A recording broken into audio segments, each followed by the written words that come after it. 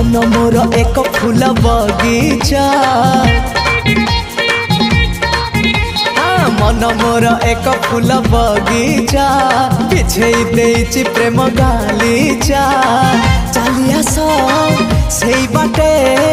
खोजुछि मु साथी गोटे सुंदरी सुनयना ना ना झुमता ना ना ना आस सुनयना झुमता ना ना ना आस सुनयना झुमता ना ना ना ना आस सुनयना झुमता ना ना ना आस सुनयना।